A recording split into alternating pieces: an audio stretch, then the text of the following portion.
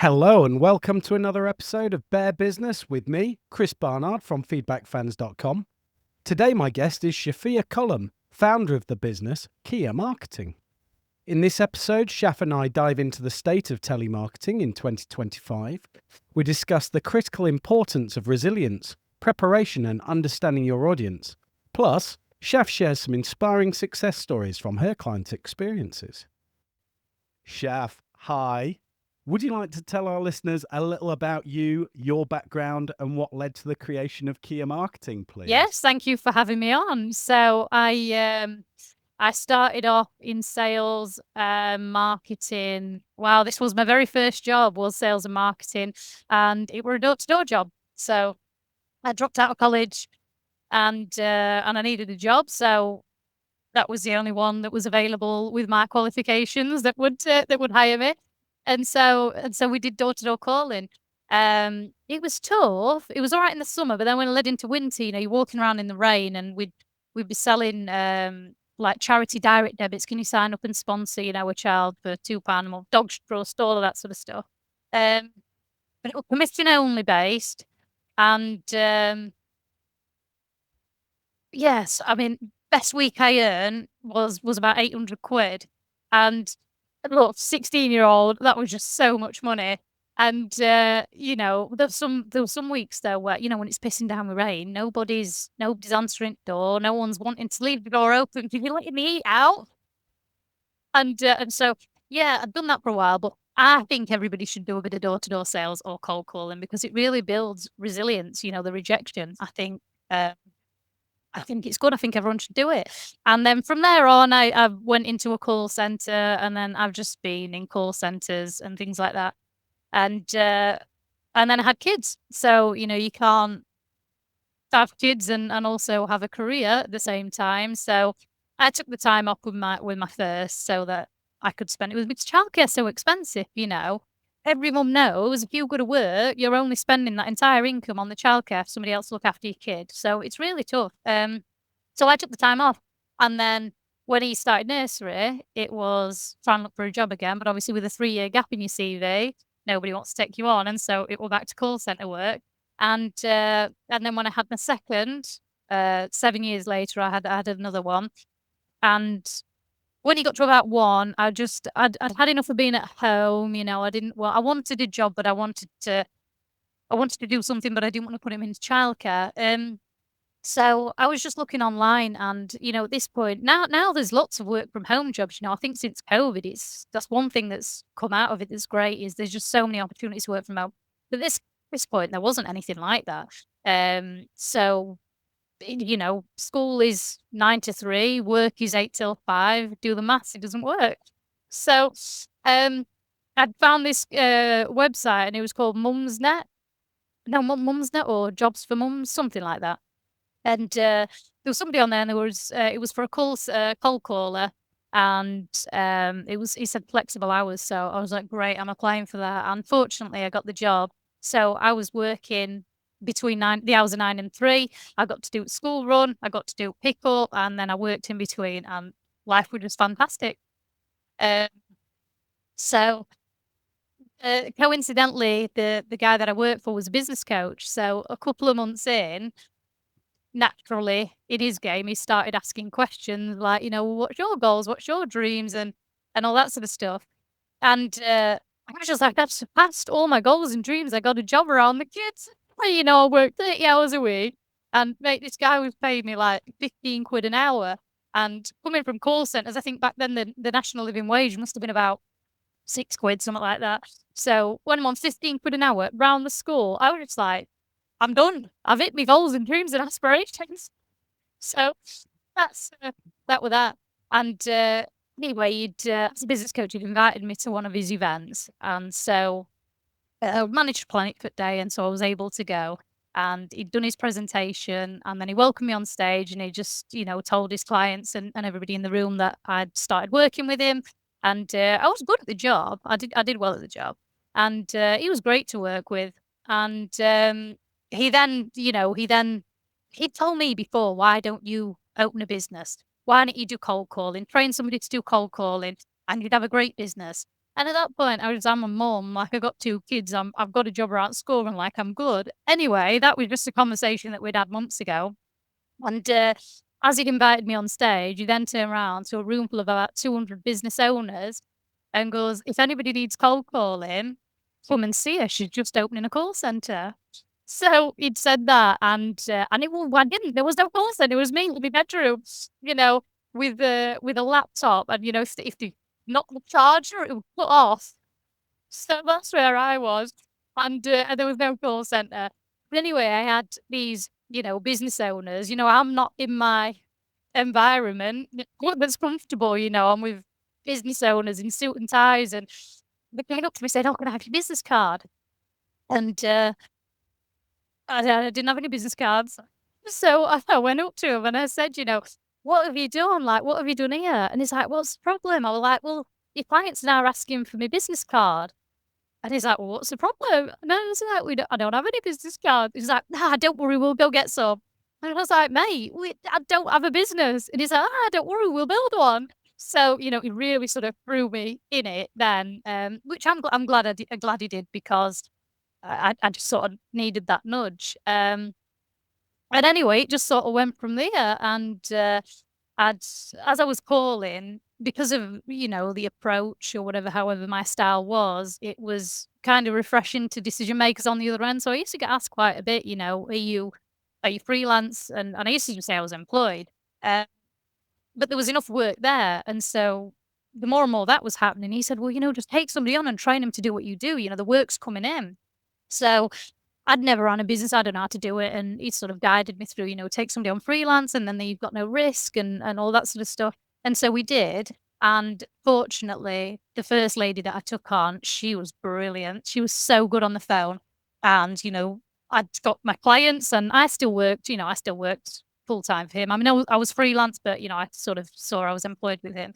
And yeah, so that bit was going really well. And then I thought, all right, well, let's just do it again. So I took on another employee, and, well, not employee, but another freelance telemarketer. And there was enough work coming in, because the lady that I hired, same thing. She'd get people that said, "Oh, you sound great. Are you freelance?" And I used to just tell her, like, "Yeah, just say that you are, and we'll take the work." Um, and so then I took my second employee, and he was so great as well. And so at this point, I'm like, "Oh my God, this is so easy. What? This is just going to be so easy. Why is everyone not doing this?" And I just thought, I'm going to build this, I'm going to build this company. I'm going to have 100 people by the end of this month, the way this is going. And then reality hit, didn't it? I fluked the first 2 employees. They're not all that great, and it doesn't come that easily. So yeah, that's kind of how I accidentally fell into running a business. Yeah, how fantastic. And so many people do seem to fall into running a business. I had a similar story with the Feedback Fans start, where one of my bosses, and how wonderful it is when they can see that potential in you and believe you can do these things. Often it is before, I think, as your story said, Yeah. before you realize yourself you can do these things. And Yeah, I was yeah. asked to help him. I think he was on the phone call. We were literally in the office in employed work, the both of us. I noticed he's taking a phone call, and I noticed he's said my name a few times. He's like, "Oh yeah, Chris, yeah, I'll send He'll Chris, do yeah." it. And he comes off this phone call. And he's like, "Yeah, you've got to go down and see this business, because they're spinning their systems out of a bigger wealth management business into a boutique." And I said, "You'd help them." So that was it. So that was effectively, that was my first client back in the day. I mean, that was terrifying. But I also spent my first job was door-to-door knocking, Was it critical as illness, well? and I had some amazing stories there. I mean, of course, I had no confidence, no knowledge, no anything. There was one call I made, and this was before. I mean, this would sound insane to the new generations, but well before sat nav. So I had my AA route finder. I was in my Vauxhall Oh my God, Corsa we that I used to think get I'd given a hired. map, for the door-to-door stuff. We'd get given a map, and you'd have to. That do sounds crazy now to say. Sounds absolutely mad. It sounds absolutely mad, but that was it, right? And we would get these leads that would just be an address, right? So you'd have to try and find out on AA Route Finder or whatever it would have been at the time.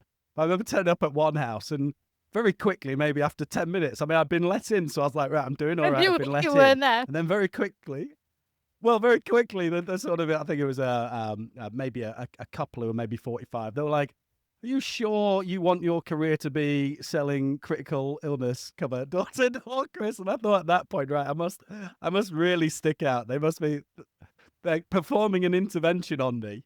But I mean, incredible. I agree with you that in terms of what a great experience, particularly I think as some of your first Yeah. experiences in business.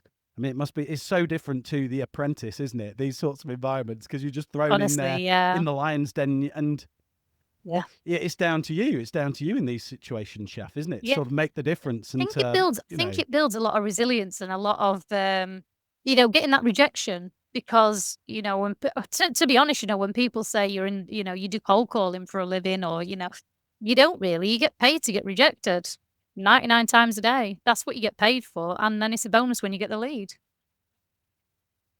yeah. Yeah, and the confidence obviously is so important to help sell. Also, how Absolutely. important is sort of doing the right research and preparation before you make your calls? Because I think you can certainly tell, can't you, if someone's phoned you up and they've done a bit of research and are leading with the right sort of questions. Yeah, I mean, look, the preparation is everything because if you don't know who your target audience is, if you don't know who the prospect is or the decision maker of the company, if you don't know whether, they need the offering or they're even a suitable candidate, I guess, for your service or your product, it's just not going to work. So the preparation is everything. And I'll give you a good example. One of our clients, we just started working with this guy last month, but I've known him for a while. We've done work in the past. Anyway, it's a new campaign he wanted us to run. And obviously I'm in this industry, this is what we do. So we make sure that it's all fully prepped. And anyway, got a couple of hours into the campaign, the girls have rang me and I love working with the team that I've got now because they're so great at what they do, and they're just so open and transparent. If they're struggling on a campaign and they think it's a them problem, they'll say, like, "Look, I'm really struggling. Could we maybe meet with this client, or could we get a little bit more information because we just don't really feel like we're doing it justice." Um, but on this particular occasion, they just said, "I think it's a bit of a data problem," and I believe them. Like I said, they will come to me if it's them. And so they said, "You're ringing companies, and this decision maker no longer works here. This one died 3 years ago." And so we went back to the client and we just sort of said, "Look, we're a few hours into campaign now, and it's just not going, the way that we wanted to. But I think it's a data problem. I think we can fix it. And so, is it all right if we just spend some of the time, some of the money on qualifying the data first and trying to figure out who this right person is? And once it's all prepped, I think we'll be able to do a better job." Now, not everybody would trust that because it sounds a bit of an upsell. But like I said, we'd known this guy for years, so he trusted us and he was just like, "Yeah, whatever you need to do, just do it." And so it took us about a week, 2 weeks to get that sorted.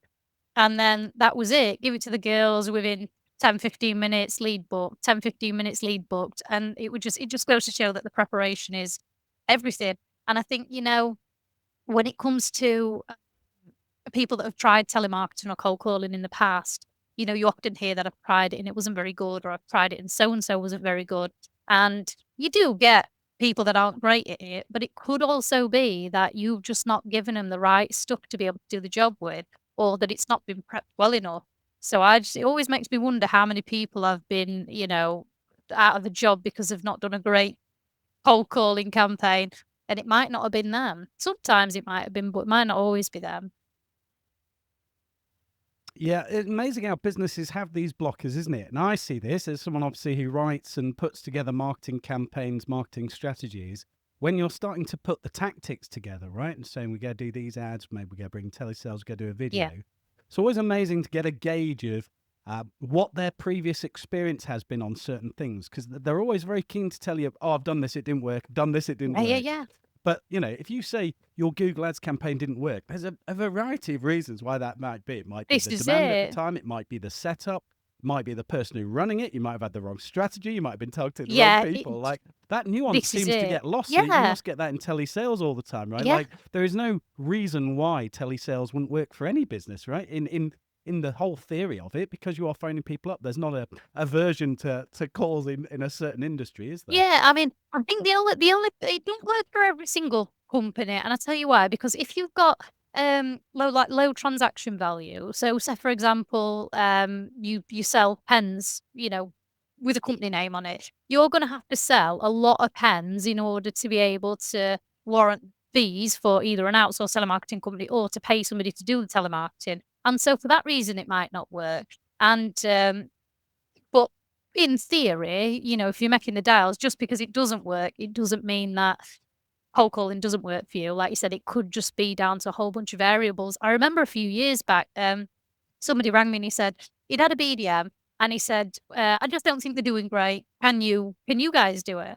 And, before jumping in and saying, yeah, we'll take the work, I just said to him, why ain't it working? Why are you saying it's not going great? And he said, well, he's just not getting as many leads as I'd like. I says, all right, so what's his stats? What's his KPIs? And he was just like, well, I don't know. He gets in, 5 or 6 or whatever it was a week. So, right, and how many hours does he do? I said, and what are you expecting? He said, well, I don't know, but it could be better. So I sent him away with some KPIs and measurements, and I said, monitor them for a week and then come back to me.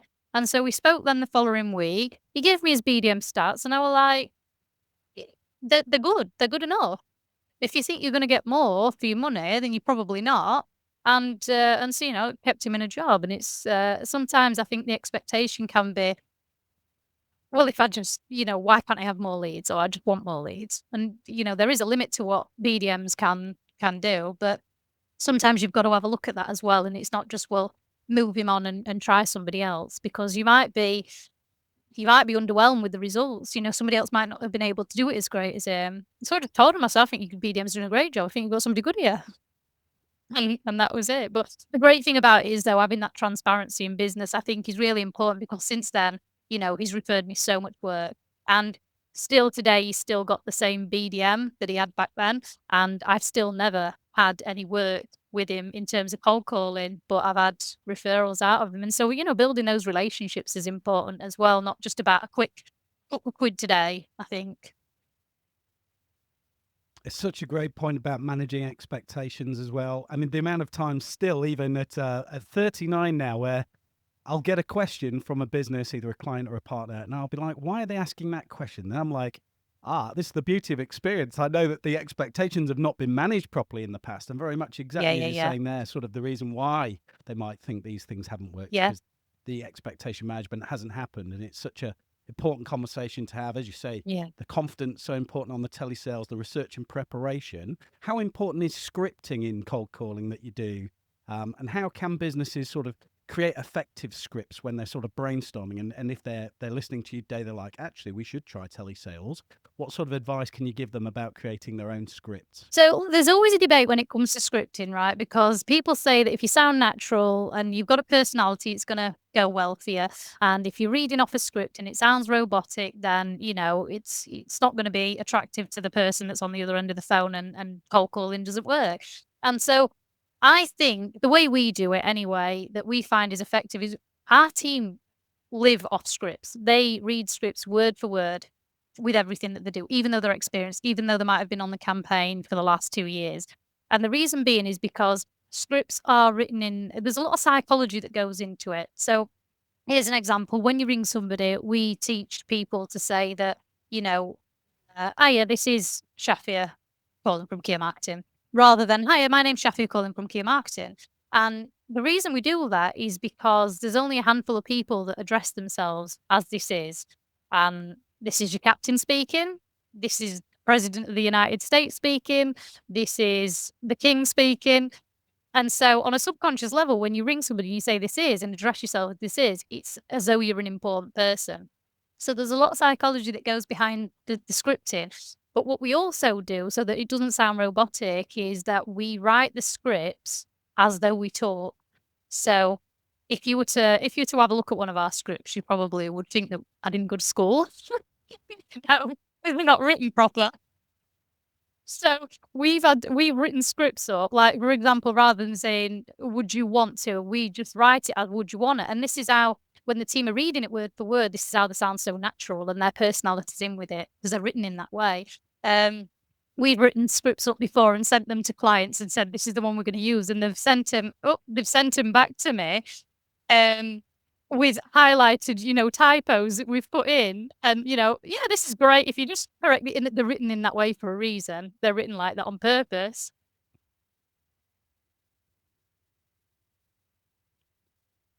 Yeah, I think the natural language point, Chef, is incredible, really, in terms of it would be an easy thing for someone to forget that uh, speaking in the way that you naturally talk, and it builds a lot of authenticity and a lot of trust straight away, doesn't it? That is probably the difference of them putting the phone down to actually listening to what your proposition is, right? Just you sounding natural. Yeah, absolutely. And I think, you've got to sound authentic and you've got to not sound salesy. And so the scripts are written in a way where the intro's always the same. Hi, this is Shaf from Kia Marketing. I just wondered if there might be an opportunity for us to work together. Did you have a moment for me?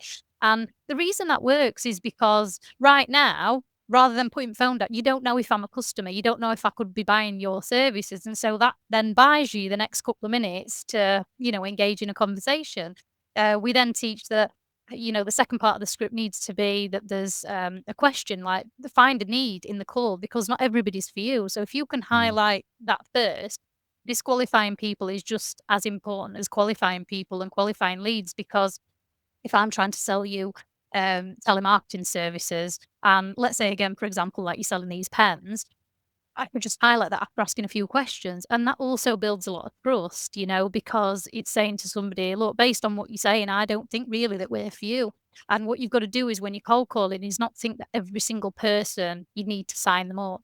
And that builds a lot of trust. And cold calling, it's a whole relationship building game because, like I said, for example, with that guy that passes me referrals now was just purely on the fact that I said, I don't think you need another telemarketer to do your job. And the same way, if you're speaking to people over the phone and they're not buying from you today or they're not right for you today, some of our best referral partners are those that don't even buy from us because they don't need it. They don't need the service. But we've built enough trust that they see what we do, they see we're transparent, and that's how they know that if anybody's going to need telemarketing, they send them to us. So I think that's important. And, asking the right questions. So, it's one of our training sessions we sort of teach is, you know, like when you go to the doctor and he'll ask you a bunch of questions before he prescribes anything, why are you here? What's hurting? Where's it hurting? How long's it hurting for?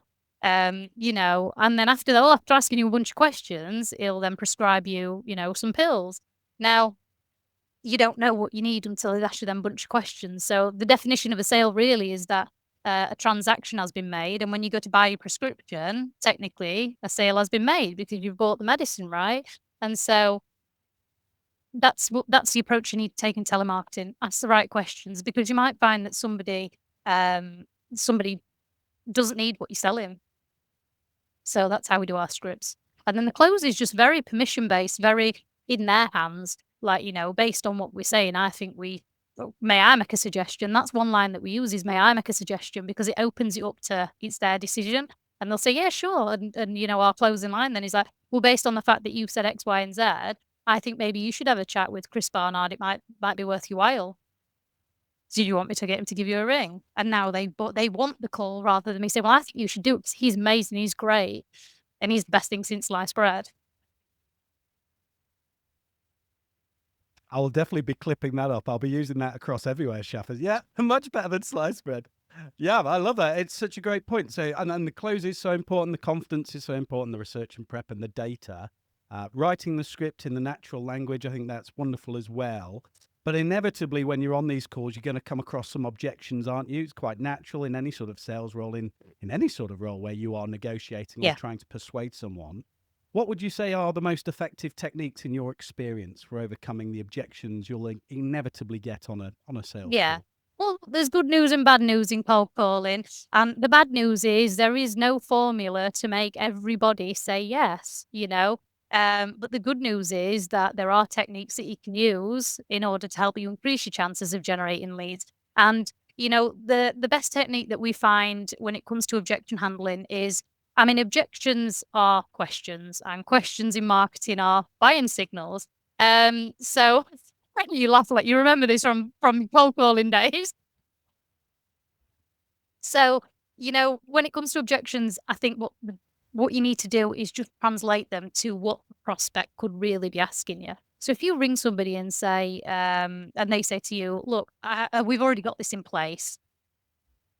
how do you, what they're really saying to you is, what do you do that's different to what I've already got? Now, nobody's really ever going to say that to you. They just say, oh, I've already got it in place. And then you take that as an objection. But let's take it as for what it really is. They're saying to you, what is it that you're offering that's different? How do you know that? You don't know that you can do better. And what a lot of people do is jump straight from, well, I've already got it in place, to, well, yeah, but we're better because we do this and we do that. So answer it as though they've said to you, we've already got it in place, means, what do you do that's different? So the way you answer that is, that's great. How's it going?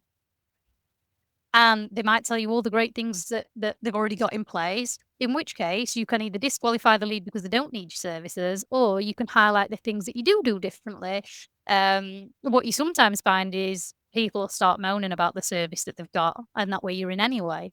So I would say translate the objection to what they're really asking or they're really saying, and then answer it more effectively that way. And you're right, it does take me back to my sales days. It takes me back to my media sales training, my financial sales training, my insurance sales training. The insurance sales training was more the kind of pumping on the chest and, all singing together, everyone going outside for a cigarette together. The objections just means they want to buy it, ask them a leading question, all of that. I mean, the basics are still there. Particularly as a young person, the basics are still there. Yeah, the basics are still there. And the basics still work, right? It's still a game in a way, in terms of, can I get to the next stage of this game, which is all of the bits that you're listing out, and often being confident, doing all the natural language. I think if there is an art, particularly with objections, but I think also if you know your product well, you get a lot better at objections. Shaf. I think of the times where I've stumbled with objections, it's probably been in moments where I've not fully understood what the buyer wants or fully understood my product. Would that be fair? No, I think you're right. Look, and this is what when I was going back to when the team said that after a couple of hours they weren't doing as well. And sometimes they do say it's a me problem, and that's because they've met with the client, they've thought they understood the product or the service, they've gone to sell it, and then they're getting questions on the other end, and I just don't know how to object. I don't know how to answer it. Not even objection on it, like I just don't know the answers to it. There might be also terminology that's used in specific industries, and if you're not talking in their language, they're going to know straight away that you don't know what you're talking about. And so that's why we like to work closely with the clients and, try to learn more about that, learn the language, learn the terminology, learn more about the product and service. Because if you're on the phone to somebody, you need to know what you're selling. And like you said, then you can sell with confidence. However, if you're new to cold calling and you don't necessarily fully understand the product or service 100%, just be transparent about it. And that will take you a long way because, we call for so many different clients. We're not always going to be the industry experts. We can't be. And so if it's something like, we're selling cleaning services, well, we know what that is, don't we? But when you're selling something like, for example, business coaching, do you really fully understand the value that it brings? We can't be the industry experts on everything. So sometimes, Mozzie, sometimes just being transparent and saying, do you know what? I don't actually know, but let me do one thing for you. Let me go find out and I'll get back to you, because I don't want you to miss out on an opportunity that could be right for you because I didn't do my job properly. And that will give you that will build so much trust with that decision maker that when you do bring them that, they think that you've not just gone to your next call, because you've got 100 calls to make today, that you've gone out your way to actually figure out something and help them. Because I said our job really is to help people. So if you don't know, just be transparent. Don't try and wangle your way around it and try blag your way around a question. Just say, I don't know. Actually, don't know, mate. Do you want me to find out for you though? And I can let you know. And those sorts of interactions, they've probably contributed to sort of a lot of misconceptions around cold calling. Cold calling over the last few years seems to have got a bit of a bad rap. I don't think that is actually through cold calling. I think that's actually from the amount of spam people get and kind of a communications fatigue people have started to get, Shaf, with, they're used to getting phone calls that are not relevant, or they're getting emails that are purely hit and hope, sort of millions of emails being sent. Obviously, you can't do that as well on the phones, although AI is obviously making these sorts of things possible. What would you say the common misconceptions are about cold calling that you've encountered? Yeah, it's a good question. I mean, there's a misconception. I think cold calling has got a bad stigma around it anyway, because people think it's annoying. And for the majority part, it is. Cold calls are annoying. And I think that's just because they're not done right. And what a lot of people do is, they'll hire a PA to do a job, like, do my calendar schedules, and then could you bring these clients and book them in? And the next thing you know, they've been chucked a cold calling job. Like, here's a script, can you do some cold calling? And it's for that reason that it's getting a bad name, because it is a skill. Now, I think, most people think that it's maybe not, just because you don't need to be educated, you don't need a qualification, you don't need to have done a course.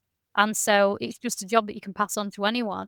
And it's like, you won't call the plumber around to fit your bathroom and then say, hey, mate, whilst you're at it, do you want to just have a look at lights in my bedroom? It just won't happen. But that happens with cold calling. And because you've got so many unqualified, unskilled telemarketers on the phones, so just doing their job, that they've been asked to do, is why it gets annoying for people. Now, the way we sort of try to teach telemarketing is to be very permission based, it's their decision, and also very much it's let's just see if it's right. Um, asking the questions along the lines of seeing if it is for you. So, one great line that we have in our scripts is to say, what do you think we should do next? Because then it's up to you. Well, most of the time what we do at this stage is we do X, Y, and Z, or we do a web demo, or we do whatever it is we're doing. But what do you think we should do? And if it's not for them, just tell them. And I think that's why it's got a bad name, to be honest. And I think a lot of our listeners, they're probably not experienced or heard many stories of successful cold calling campaigns. It's probably not something you come across in the wild, but obviously there are many successful cold calling campaigns. I just wondered if there was any that trigger in your mind, any that stand out of something where either someone thought it wouldn't be a success and it was a massive success, or a bigger success than they envisaged when someone took the brave decision of, we're going to try this telemarketing. What Shaf's saying is actually what we need to be doing. Have you got any stories around that you'd like to tell? Yeah, I mean, I guess a really great success story was a guy that I worked with, and I'd won this customer through. It was actually the business coach I was telling you about that got me into this whole thing. And what happened was, I'd obviously started my call center, and I rang him up and I said, maybe we could do some work and we could work together. And he said, well, tell me, how does it work? And I said, well, the sales process, you already went through it. And he said, no, I didn't. I never went through the sales process. And I said, oh, interesting. I said, do you remember there was a time where you didn't buy business coaching?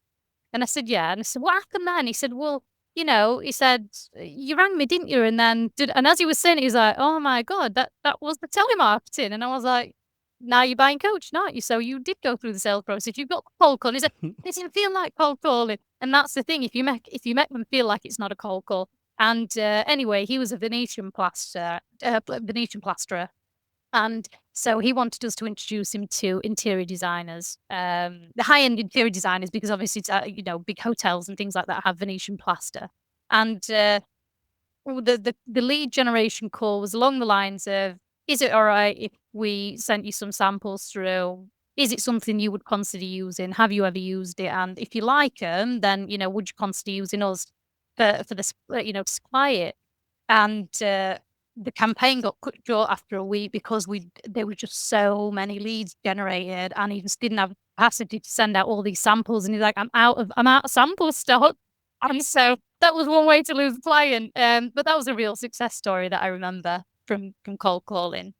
And yeah, what a success. You can't get better than that, right? We've run out. So please stop phoning people. That was it. You'll be right. That was it. So that was the biggest thing. And I think, I know with AI and, technology nowadays, people are thinking, well, there's so many posts nowadays that cold calling's dead. And, the one thing that I see on one hand is all of this AI being built, which we've got to adapt. It's not going anywhere. It's here to stay. And you've got to learn to incorporate that into your business somehow. But at the same time, on the other hand, there's so many people complaining about bots, and, you can tell this is a bot message, this is a bot comment, this is a bot email and a bot telephone call, that actually when you do get a human on the other side, I feel like we've sort of like run through our course and we've gotten to this point, not adapted into AI in that sense. And I mean, we use it in the back end of the business, for the members and things, for the app that we've built. However, in terms of COVID, I feel like it's our USP now because we're the only humans here on the other end of the phone. And these things are unbelievably cyclical. There we go. Got it. Found it. Found my teeth in the end. Unbelievably cyclical in that they come round. And particularly as someone who writes marketing campaigns, I'm always looking for those channels that are perhaps going out of vogue, not as popular, because you find that they are some of the most effective again, right? We've got direct mail campaigns that are super effective again. Yeah. We're going to be running telesales marketing campaigns again soon. All those sorts of bits that people kind of go, oh, I wouldn't do that anymore. That is usually the best time to do it because usually competitors aren't doing it and you can actually stand out it's going in these out of fields fashion. and people go, oh, and now you're different. Like it's going out of fashion. Yeah, this is it. Yeah, I mean, look, that mail campaign, like you said, that's one of the best campaigns we use. And even if the person on the other end didn't appreciate or didn't like it, you can always turn it into a joke because I tell you a story about a lumpy mail campaign that we did that went wrong, but then it went right. Tell me. So yeah, tell me. That sounds great. It's what the listeners want. So one of our clients he'd asked us to do this lumpy mail campaign for him, and it was sending out Kit Kats along with this letter to 100 prospects. And so we done that, and for whatever reason, we didn't think, we just put them in an envelope, put it with a letter, put a stamp on it, sent them through. And so after a couple of days, we started then the cold calling campaign, and oh my, people were fuming because it was a normal stamp. It obviously didn't go through letterbox, which meant they got the postcard through to say that they'd missed it. They've gone to a post office. They've had to pay £2 or £3 to receive this package, which is just a Kit Kat. Weren't even worth the £3 that they've gone for. So they were fuming anyway. We were about half an hour into this campaign, and team members come to me and she was just like, this is gone horrifically wrong. Like, we need to ring the client. Like, do we tell him? Do we not tell him? So I was like, look, we got to tell him because he's going to find out anyway. You know, it's our mess up. We've got to fix it. So anyway, I rang the client and he was fuming as well because he's like, well, what are you going to do about it then? And I was like, I promise you, I'll fix it. Trust me, I'll fix it. Now I've gone back to the time where, you know, like I said at the beginning, when it was like, just opened a call center and I'd learned how to do it. I use that through everything I do. And I was like, I'll fix it. I'll do it. And then I just learn how to do it. Is that what are you going to do? And I'll just leave it with me. Do you trust me? I had nothing else to do. Do you trust me? He's like, yeah. I was like, right, then leave it with me. Anyway, we sat there, me and my colleague, and we just like, right, what do we do with this funny campaign? Because people are fuming. So anyway, we turned it into a joke. We rang these customers and said, the reason we're ringing, so we didn't go into pitch, we said, the reason we're ringing is because we've sent you a package. Have you got the postcard through yet, or have you been to collect it? And they were like, no, it's on my desk. We've not been yet. And so we were like, right, well, don't go. I'll tell you why, because it's going to cost you £3 and it's only a Kit Kat. And the worst thing about it is it's only like a 2-finger Kit Kat. It's not even a 4. And that just made them laugh. And then, you know, once you got past that intro, you know, then they're like, well, what is it about? Anyway, and then now they're asking you what. So that gave you a chance to cold call. Anyway, that campaign ran as a real success after that. So yeah, client was happy in the end, but that was that was a learning from that. Just not be tired and order the right size stamps. Tried to save a few quid. My goodness. Well, that is a first on Bear Business. I don't think anyone's made me cry with this story, but that is a very funny story. I can sort of piece together and picture like kind of the realizations along going, oh no, it's worse. I mean, wow. So bad. That's a terrific story. Wow. Are they still friends? The people who ran this campaign still friends today? Do they pick up your calls still? No. So this was the client that we'd done it for. And then we ran the campaign for him. Like I said, he was fuming when we had to ring him. That was not a great conversation to be the one that says we've messed up. And he's just like, I'll fix it. Serious brand damage on the horizon. Well, this is what he's saying, because it wasn't just a case of, well, I've wasted money on the cold calling campaign. It was like, but my name's gone out there along with everything else, you know. So that was, but look, in the end, you just got to find a way around things, and that was great because we went in and we just told him before, like, look, don't bother going to collect it. You know, it's only a Kit Kat, and we'd have a laugh with him, and you know, sort of save you £2. But then, like I said, then they're asking, well, what is this all about? Because he was ringing like you're 5 minutes into the conversation, and then they're clicking on like, hold on a minute, what's this all about? Why have you even sent a Kit Kat? And so for that reason, look, it ended up being successful. But I love a good lumpy mail campaign. A lumpy mail campaign. Yeah, now that's going to go down. That's going to go down in eras as a conversation for people to. Do you remember that campaign? Yeah. Oh, can't forget about the lumpy mail campaign. That's amazing. That's an amazing way to bring us into the last question as well, Shaf, in terms of wonderful. I think people have got will get a real grasp of how they can elevate their business with telesales today. But we've got more of a fun question that we like to end on that we ask anyone. You can choose any type of game that you like. Could be a board game, could be a card game, dominoes, any sort of game you like, really. But we do like to ask what your favorite game to play is. What game do you like to play in your spare time? What my favorite game to play, aside from cold calling game? Yes. What Yeah, games phone do I call like bingo. to play? I'm sure that still happens, right? Yeah. What game do I like to play? Probably my favourite board game is Monopoly. But I think that's more for the Classic. memories of Monopoly rather than the actual physical game. Me and my brother used to play all the time. And yeah. Playing with family, was it? Back playing with family, Monopoly. I imagine in your household could be quite competitive, would it? So I'm talking about like my childhood. I used to play it growing up with my brother. So that's where the memories come from. Competitive. So my family, as in like my kids, the eldest one is so competitive.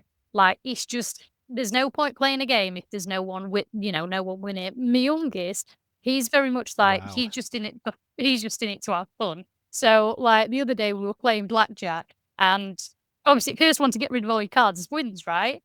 And every time he's got down to one card, he picks up 2 or 3 cards, and he's doing this and doing this every time we go round. And we've gone, why do you keep giving up? So we've had to look at his cards. Like, you won that about 3 times over. And he was like, yeah, but then it ends and I like playing. So he's just wanting to play and have fun with the family. And yeah, the eldest, it's like, you could be playing the mode. You could play a 2-year-old and he'll want to win.